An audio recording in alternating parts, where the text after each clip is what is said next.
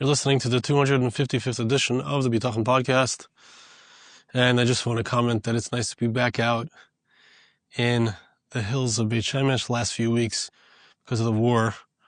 I've had to be in a park area near places where one could protect themselves. So it's nice to have a break. I'd like to read to you from the passuk in Mishlei, which we spoke about last week. We started last week. The fear of a person creates a trap. One trust in Hashem will be freed, sprung, find prosperity. Passuk in Mishlei, Chavtes, Passuk Chavhei, brings the Beis Halevi. The Beis Halevi says, he says the obligation for Bitachon comes from many different psukim. Too many to count. A person who does not have Bitachon, it's not just a mila, it's not just a positive thing, an advantage to have Bitachon. He says if a person does not have Bitachon, it's an avera. It's a tremendous avera.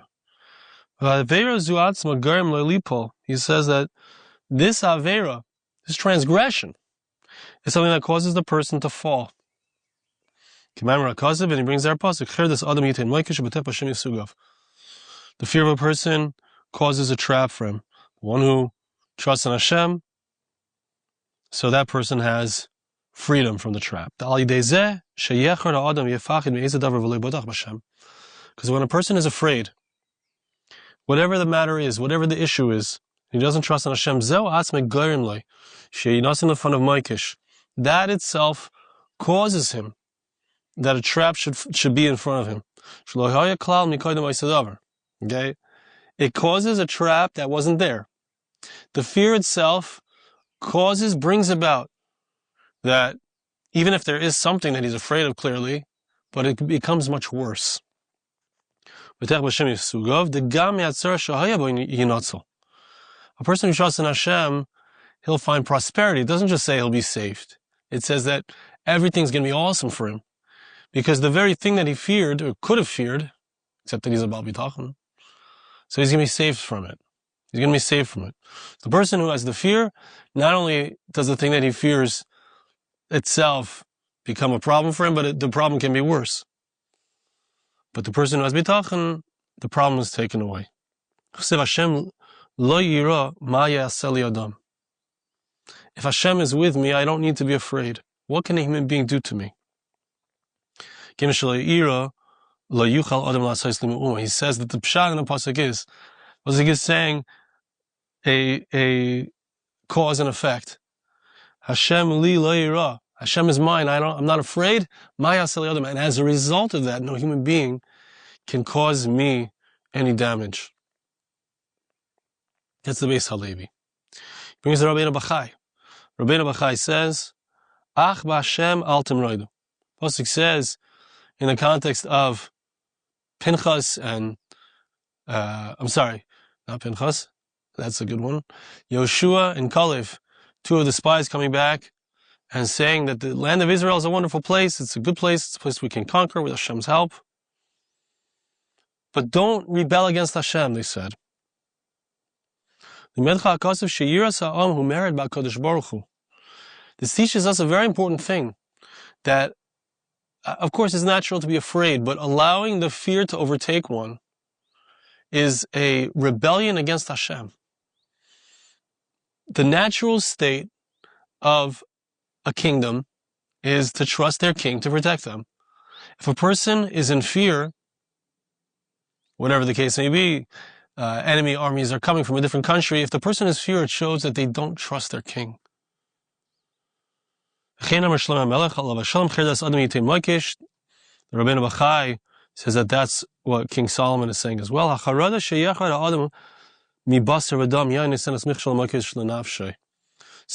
the actual fear itself is a tremendous danger. It creates the problem. I mean, just look at what happened over the last few weeks. Many people were hurt. I think there were those who had a heart attack from the fear.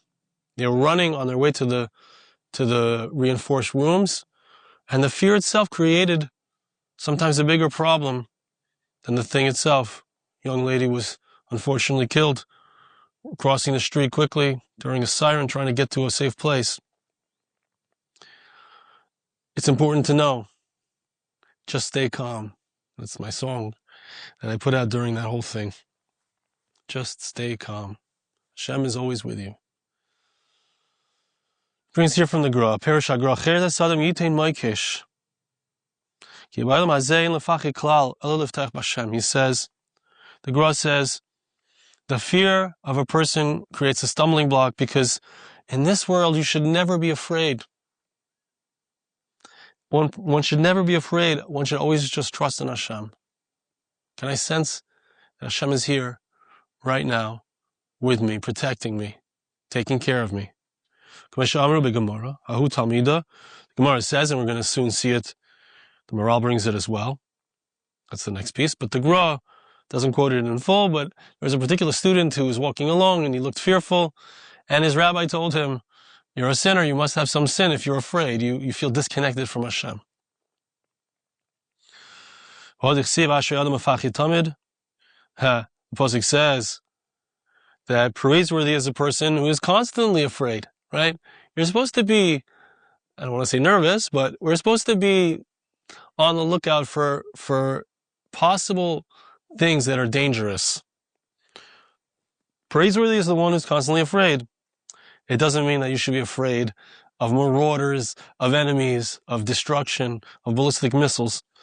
It means to say that in one's spiritual life, I need to be afraid, I need to be aware, I need to be on the trigger, looking out for opportunities to do a mitzvah, looking out for possible lacks in my mitzvah observance. That's what it means. It means praiseworthy is the one who's constantly on the lookout, making sure that his spiritual needs are met. That's the Gra. The Maral. He says, in explaining our passuk, the fear of a person creates a stumbling block, creates a trap. Trusting in Hashem gets the person out. It means to say that when a person is afraid, it shows that a person is lacking in his trust in Hashem, right? We got to watch out. We got to watch out. How do we feel when that siren sounds? This fear itself creates a trap. It's the opposite of that which the second half of the pasuk says, that one who trusts in Hashem is going to be saved, is going to have prosperity. The net result of having Bitachon, the net result is that I have a sense of freedom. I have a sense of calm. I have a sense of everything's going to be okay. It's going to be okay. He strengthens himself with his bitachon.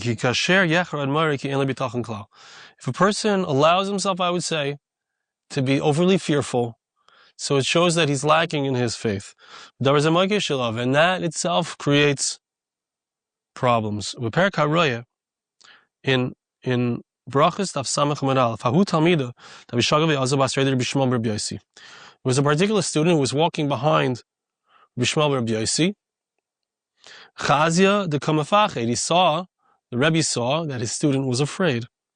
He said to him, are you a sinner? Have you sinned? Pasuk says in Yeshaya, in Isaiah chapter 33, verse 14, that the sinners in Zion were afraid. Right? We've discussed this. Is a person who's not so righteous allowed to have bitachon? We're not exactly talking about that right now, but clearly a person can lose their bitachon if they experience themselves as being unworthy.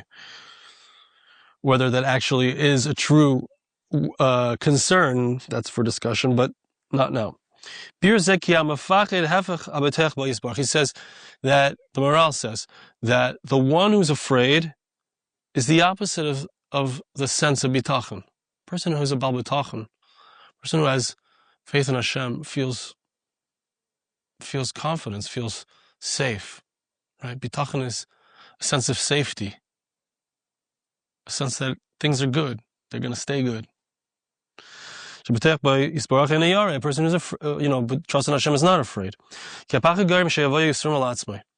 Fear itself causes difficulties upon a person. If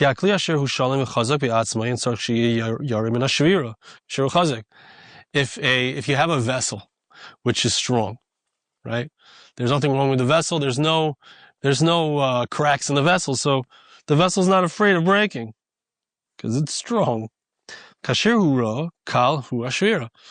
the vessel has cracks in it, so then it could easily break, right? So the fear itself is the first crack in the vessel. When a person is afraid, it shows, it's just kind of a litmus test for the fact that the person is not whole. The person is not complete. The person has cracks in the foundation. It's just like a cup with a crack. So that type of person is in a danger zone. The student who was fearful, so he said, you must be a sinner. Because why does a person feel broken? Why does a person feel unworthy? Because they've done something to separate themselves from the source of strength, which was Hashem. And that's why he's always afraid. That's the morale. Okay, one more small thing on this passuk before we start actually a new passuk. Pasuk says in Shmuel that you have brought fear upon us. Says the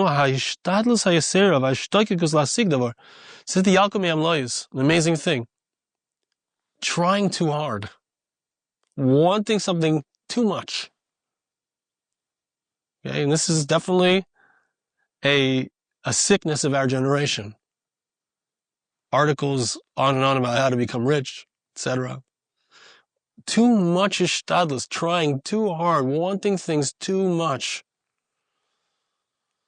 So that is in itself, there's like a fear, I'm not going to get it. Why do I have to grab at it? Why do I have to try so hard to get whatever it is? Because I don't think I'm going to get it. So that fear itself is the reason, actually, why I have to try so hard, because my fear of not getting it actually makes it more necessary for me to try. If a person is running after their desires, how many cars I could have, how much real estate I could own, how much, whatever it is. This fear. Why does a person run after taiva? Why does a person want so much to have desires? Because a person feels empty. A person feels like that's going to fill him up. If I have enough money, everything will be fine. I'll have just enough money so I don't have to have any connection to Hashem. I can do it myself. That's why a person wants money. A person wants all kinds of other taivas, whatever it is, food. It's a sense of pretend wholeness. Says the Yalkut, a person who trusts in Hashem and realizes that they have enough. They don't need so much. They realize that they're already full. I'm already full. I already have all my needs. It's imaginary that I don't have something and I need to fill it. That's why it feels so empty when I get it. Because I wasn't really empty to begin with, and I just fill in a hole that wasn't there, and it just feels meyutar. It feels extra. It feels unnecessary. The difference between the reality and my imagined reality creates cognitive dissonance. There's this dissonance. I'm trying to get something to be full, but I'm already full. And then when I get it, it doesn't make me feel better because I wasn't really broken to begin with. Interestingly, he brings here in a note, Vayem be'evan shlema. The Gra writes, Shegam ken klal shnei yonim yachad. He brings together these two concepts. Bitachon v'istapkus, heima klalim l'chol amidas taivus. He says, Bitachon and istapkus. Bitachon means faith, trust, confidence, but he puts it alongside the concept of feeling like I have enough, right? Yes, of course, a person can use bitachon in order to get more. But at a deeper level, bitachon is a sense of completeness. I am complete, and I'll always be complete. Hashem is with me, He'll always be with me. And this is, he says, klolim l'kol midas taivos. This is the foundation of all good midas. Think about it. Why am I jealous of somebody else? Because he has something that I want. He has some honor that I want. He has some object that I want. I think I'll feel more complete if I have it. Histapkus means I recognize that everything I have is what I need. I already have everything I need. I don't need anything more. Histapkus. Says the Gra, they are the opposite of desire and grabbiness. And if I'm trying to grab something, trying to get something, money, kinataiva, covet, whatever it is I'm trying to grab, that means I don't feel whole. Histapkus amidach means I'm already whole. I already have what I need. I don't need any more. Right, we're going to make a little start because we still have a little bit of time. We're going to make a little start on the next passuk. We will go over this again next time. It's a passuk in Eov. Passuk says in Eov, perek Yud Aleph, passuk Yud Ches, uvatachta ki yesh tikva. Eov was being told by his friend that even though things seem bleak, you could still trust. There is still hope. V'chafarta, if you dig, levetach tishkav. So you'll be able to sleep soundly. You'll be able to sleep with confidence. Okay, exactly what the pasuk means, we'll see a few different explanations of it, but just to give a pashut shot of it, when a person, why does a person have trouble sleeping at night? What is it that is chofer in Hebrew, which is the word used here? In modern Hebrew, chofer means something is egging him on, something is bothering him. What bothers the person prevents him from sleeping at night? Last night I had a dream. I was performing at a concert, and the music, I didn't have the music, and the band was saying, we got to play, we need the music. And I said, it's so funny, I just chopped it now in this context. I said, play Eish Tikva. I said, play Eish Tikva. It's a song that the band for sure is going to know. It's a song that I was zeichet to compose and write some of the lyrics.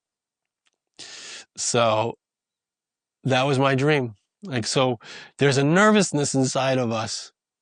I'm not going to have the music to play when it comes my turn to stand up on that stage and sing. I'm not going to have the music.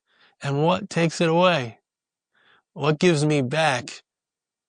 What gives me back my ability to sleep soundly? Start singing Yesh Tikva. That's this very passuk. How prophetic. I hadn't yet prepared this passuk when I had that dream. All right, so I think we're here at 18 minutes, so we're going to come back to this passuk, and we'll see it again next time. Thank you so much for listening. We'll see you again.